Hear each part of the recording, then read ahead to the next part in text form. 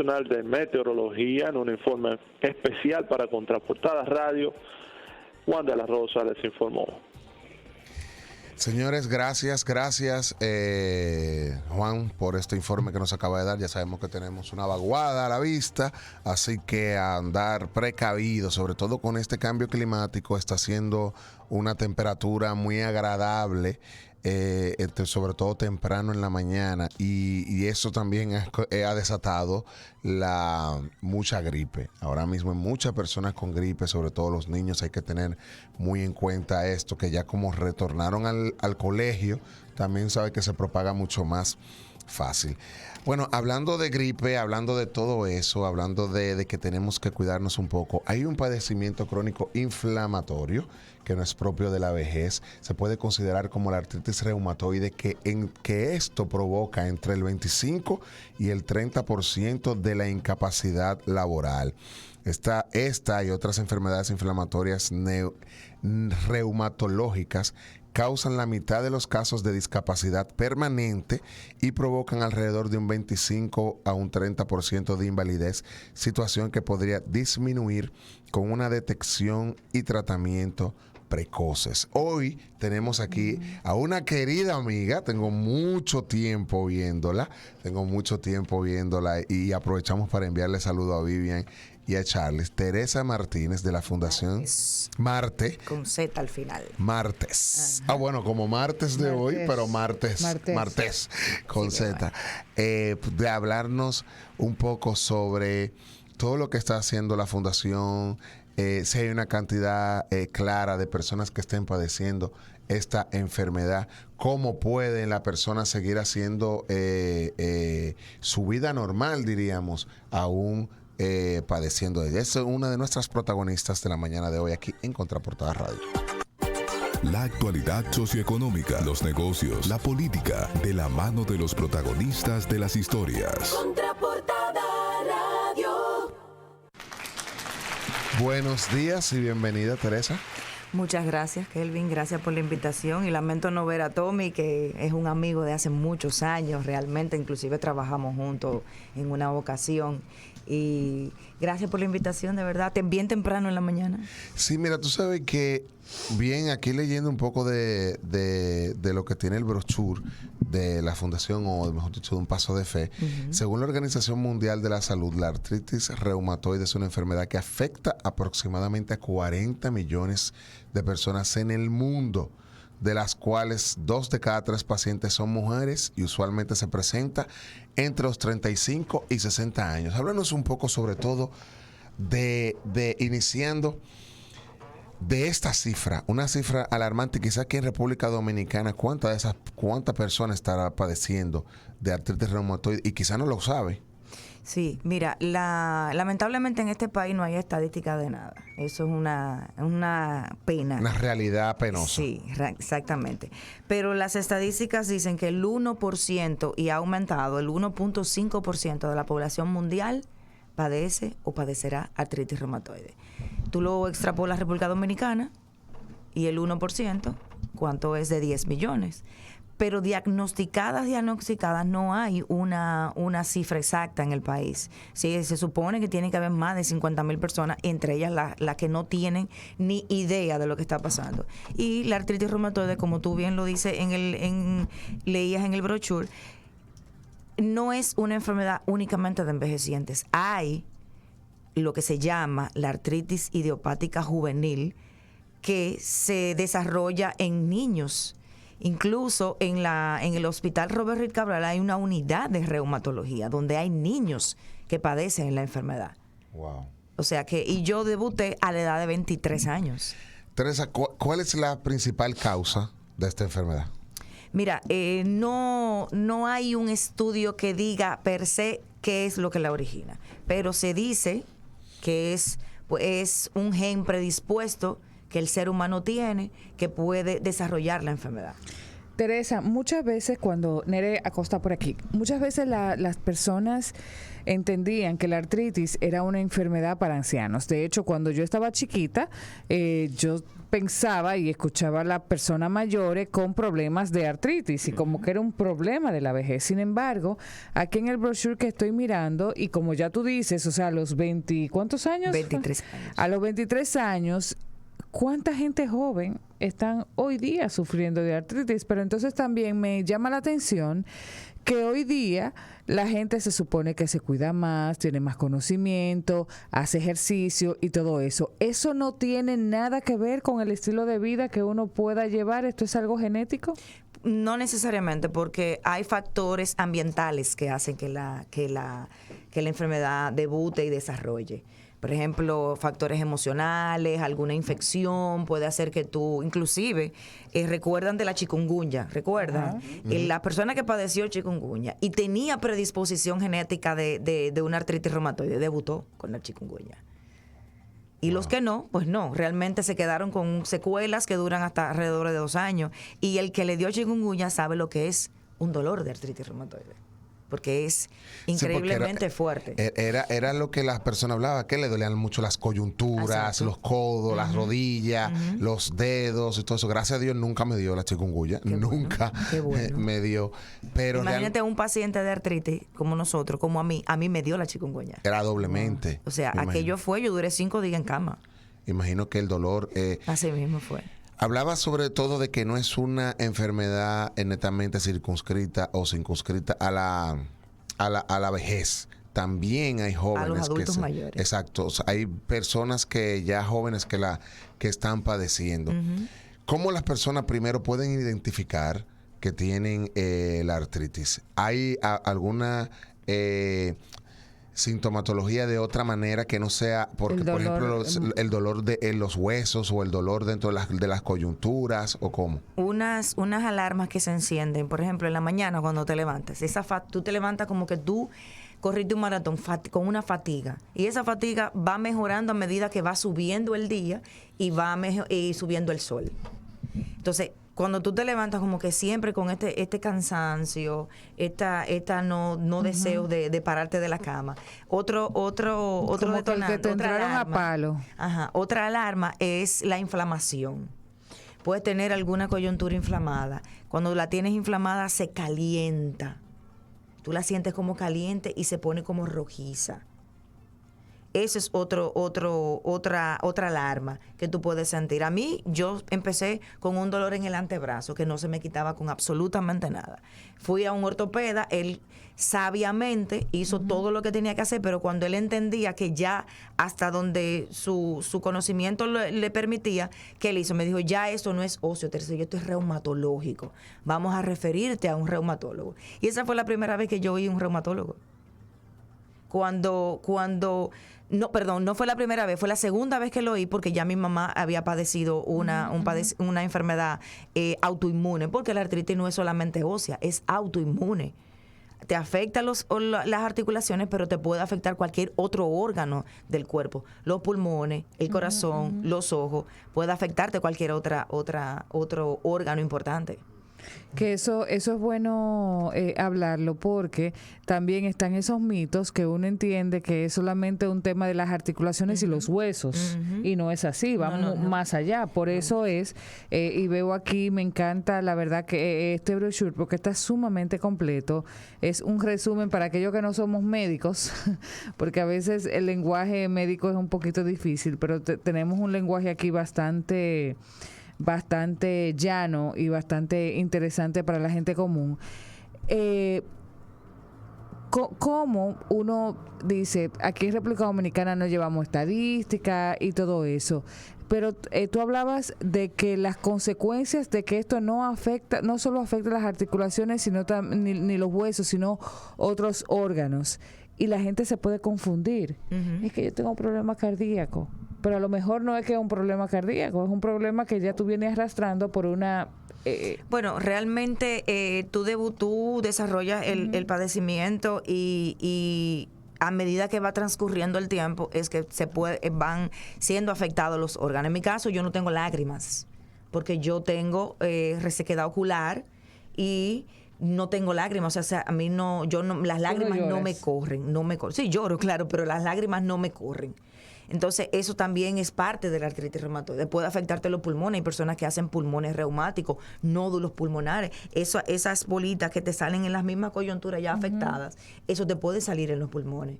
Entonces, es un chequeo constante. La alimentación influye porque hay muchos alimentos que hacen que tú te inflames. Por ejemplo, el gluten, la harina, eso te inflama.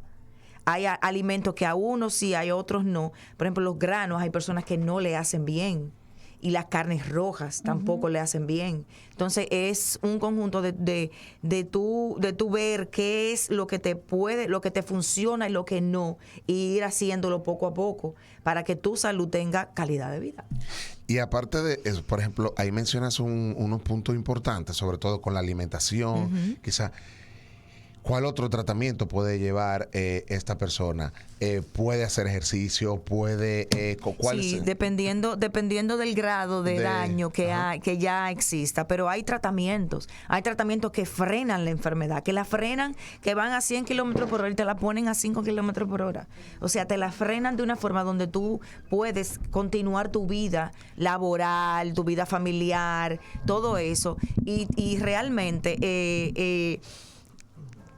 hay una esperanza dentro de todo esto. A ese punto quería ir, sobre todo con la parte de la inserción laboral o la continuidad laboral, porque estamos viendo que esto puede causar tanto entre el 25 al 30% de la discapacidad ya permanente de una persona poder laborar. En esta época que estamos ahora, o en estos tiempos donde la inclusión laboral es una una cuota, mejor dicho, o es casi ya algo obligatorio dentro de las mismas empresas, tanto públicas como privadas, dentro de sus políticas internas, existe esa posibilidad o esa apertura de que las personas con esta condición puedan tener acceso. Hay algunas metodologías donde puedan darle continuidad a su trabajo. Por ejemplo, digo el caso...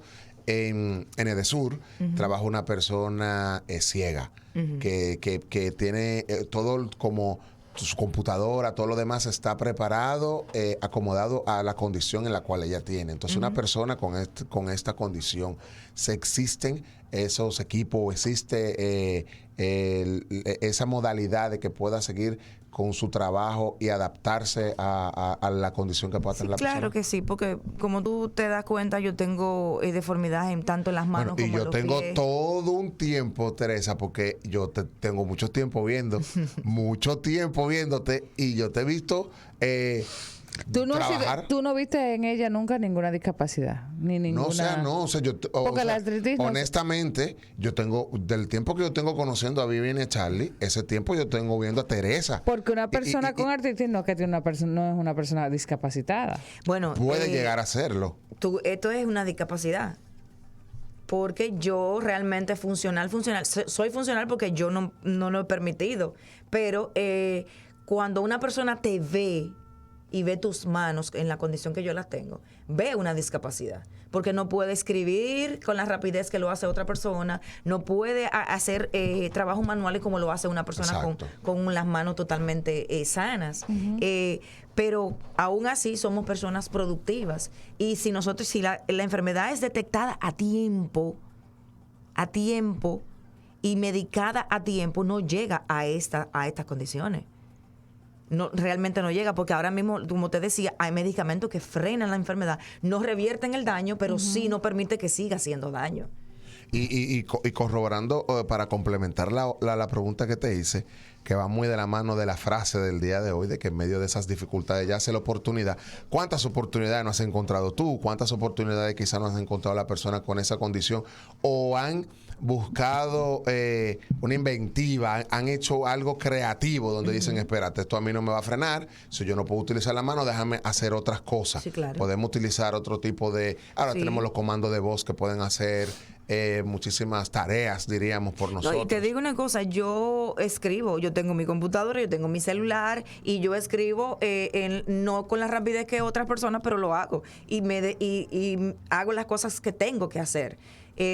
Aquí tengo la vicepresidenta de la fundación, trabaja en un banco, en el área de recursos humanos y ella tiene 3 dedos de la mano totalmente deformes y ella aún así es operante. O sea, hay inclusión. Antes no la había. Antes, te estoy hablando hace mucho tiempo atrás, no la había, porque yo solicité empleo en una empresa y cuando el examen médico que te hacen para tú entrar, el médico dijo que yo no estaba capacitada para trabajar porque él vio mis manos. Simplemente por él ver mis manos. Él entendía que yo no tenía la capacidad de hacerlo. Perfecto. Todo obra para bien, siempre lo he dicho. Y hay personas que no tienen la deformidad, tienen sí el padecimiento, pero no tienen la deformidad en las manos, tienen problemas en la rodilla, tienen problemas en la cadera, han tenido que hacerse reemplazo articular y son funcionales. Si alguien quiere hacer alguna pregunta, si alguien quiere decirle, escribirle o algo a nuestra querida Teresa, 809-338-1037. Hablemos un poco de la fundación. La fundación tiene ya qué tiempo, Teresa. Ahora en marzo, el día 8 de marzo, cumplimos 10 años funcionando. 10 años funcionando. ¿Cuántas han sido las personas que han sido beneficiadas, han sido impactadas a través de esta fundación? ¿Cómo surge, Teresa? Me imagino que obviamente está muy ligado a la condición. Sí, claro. Mucha de la mayoría de muchas fundaciones con parte de su, diríamos, de su función, de su surgimiento, tiene que ver mucho porque o hay un familiar padeciendo o ligado al tipo de lo que está haciendo el objetivo de la fundación o la misma persona. Mira, cuando a mí me diagnosticaron, a toda persona que le diagnostican un padecimiento crónico sin cura, se le mueve el piso. Y realmente yo viví muchos años sumergida en una negación de la enfermedad. Hasta que llegó un momento en que yo aprendí a vivir con ella. Y un día, trabajando el área de recursos humanos de una empresa grande, que yo trabajé un tiempo, ahí fue que yo conocí la ley de seguridad social. Y cuando yo vi la ley de seguridad social, bueno, yo entendía que la artritis reumatoide es una enfermedad catastrófica y que por ende merecía el $1.000.000 para la cobertura de todo su tratamiento. Un sueño que todavía espero ver realizado algún día. Empecé a investigar y me di cuenta de que no es así. O sea, nosotros no se nos considera una enfermedad catastrófica y no se nos trata como tal, aunque sí lo somos. ¿Qué hice? Empecé a crear un poco de conciencia y ahí fue conocí a Charlie y a Vivian, que me han apoyado mucho con esto, porque ya no es un proyecto, ya es un hijo que tengo. Y en ese caminar, dando a conocer la fundación, a conocer el padecimiento, un buen amigo, Fabricio Gómez Mazara, que estudiamos juntos en el colegio, me dice: Fabricio, Teresa, pero crea una fundación, porque así tú vas a tener un peso legal y vas a ser reconocida y puedes utilizar esa herramienta para llegar a más sitios.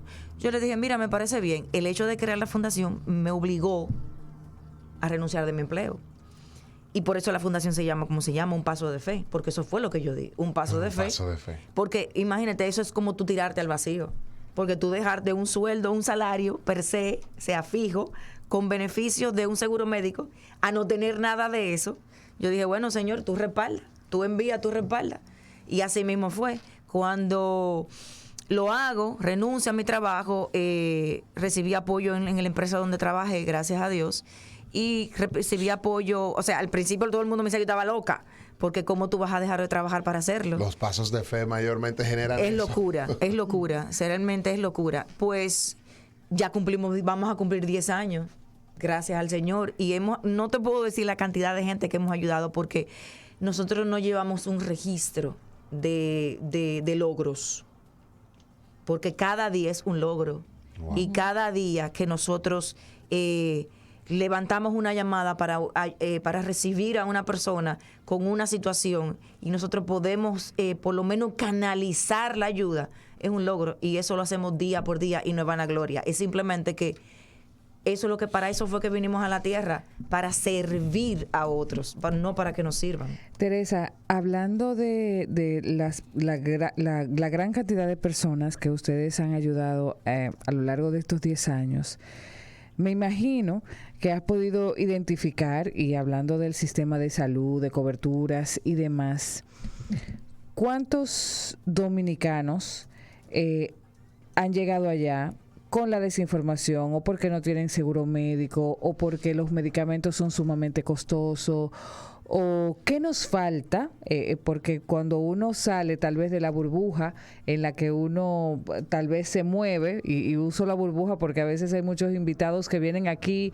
sobre todo con el tema política, ustedes tienen que salir y mirar como la realidad que hay en los barrios y en los pueblos. Claro, uno conoce esas realidades, pero ¿qué tú has visto que tú dices, óyeme, es que este sistema en República Dominicana tiene que mejorar?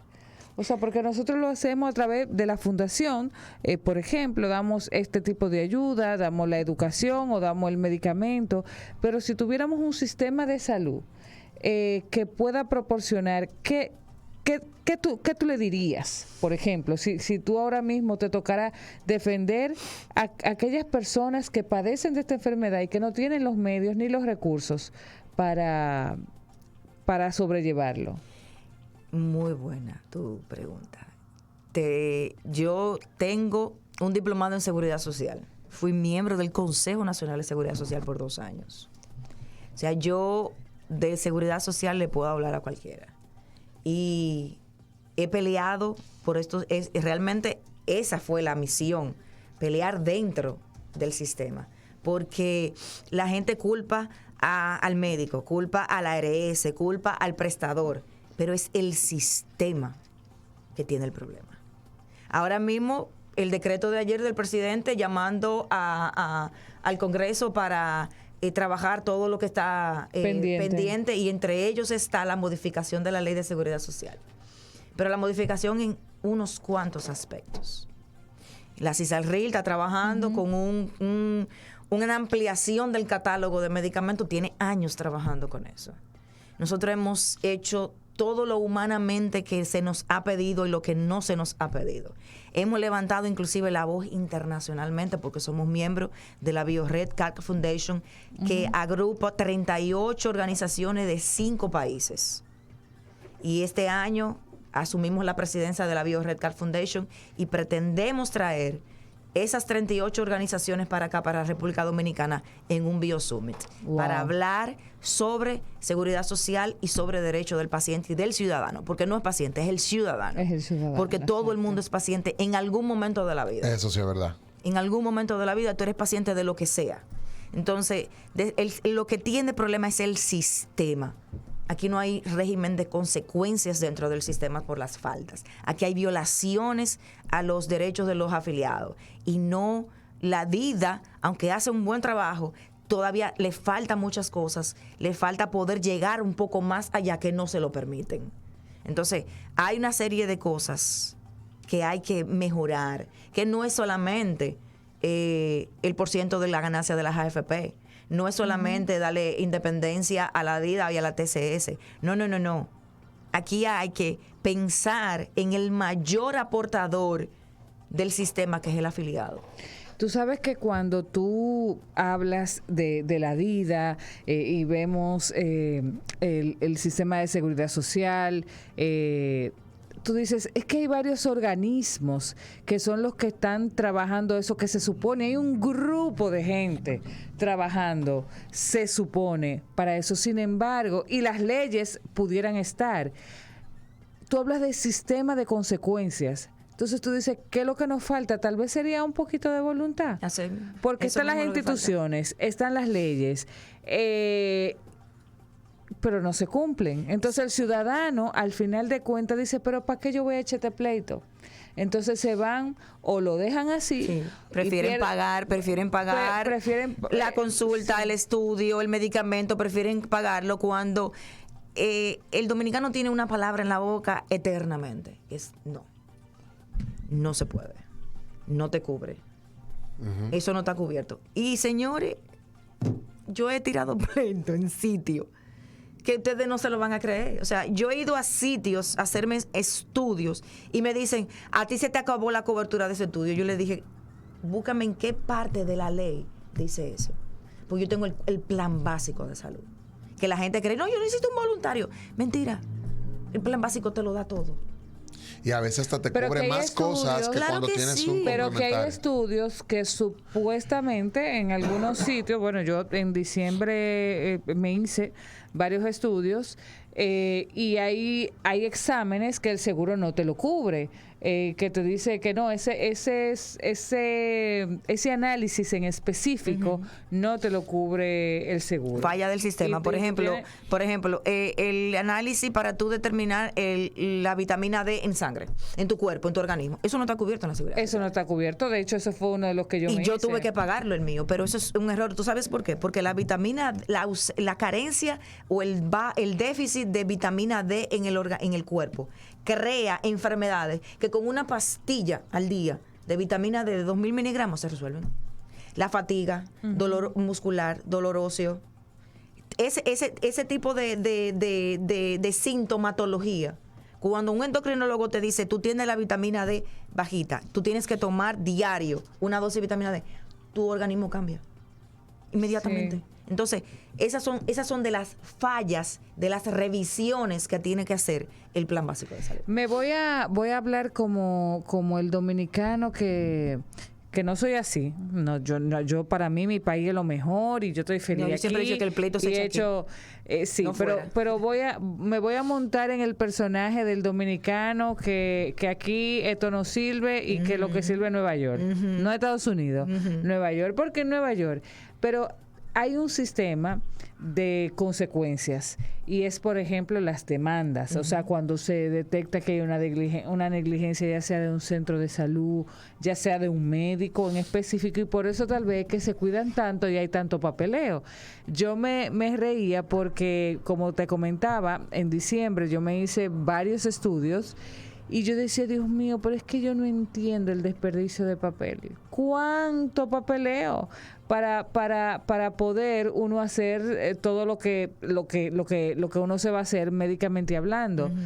Pero cuando tú vienes a ver, la atención no es tan efectiva como este papeleo de que déjame curarme con el tema de la aseguradora y los centros. Entonces yo siento que hay una desconsideración al paciente porque no estamos cuidando a la persona, que estamos cuidando el proceso, Exacto. pero no estamos cuidando a la persona que tú muy bien decías que es el contribuyente, es el que paga, porque si yo hoy tengo un seguro de salud es porque yo mensualmente contribuyo a ese sistema y no es un secreto para nadie, porque las estadísticas esas sí salen, la recaudación que tenemos en cuanto al sistema. Sí, hay un fondo que de ahí que se saca muchas cosas. Pero en cuanto a las demandas, te digo, yo gané una demanda en el Tribunal Constitucional contra una ARS, por eso mismo. Porque el medicamento que yo uso para la artritis reumatoide está en el cuadro básico. Y no me la dan. No me dan ese medicamento porque está en el renglón de cáncer. Pero ese medicamento se usa para muchas otras patologías. Entonces, yo demandé porque eso está en el cuadro básico y todo lo que está en el cuadro básico hay que darlo, porque la ley no habla de patologías. Y una pregunta, Teresa, así quizás como no todo el mundo a veces tan aguerrido como tú, a veces porque mientras más conocemos y más información El tenemos, conocimiento da poder. eso Sí, eso es. te empodera y te da la capacidad o hasta la autoridad para poder exigir eso que se merece. A través de la fundación se puede hacer escuchar la voz de esas personas Claro que que quizás sí. han pasado por esas situaciones. Claro que sí, nosotros damos asesoría, damos charlas, señores, no solamente charlas médicas, nosotros hacemos 4 charlas en el año.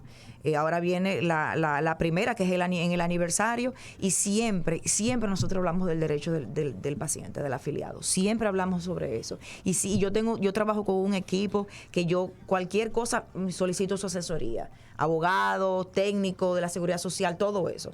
Y realmente ha dado resultados. Pero todavía a 20 años de promulgada la ley de seguridad social, Hay que seguir. mucha desinformación y es más fácil decir, yo no voy a tirar ese pleito, yo lo voy a pagar.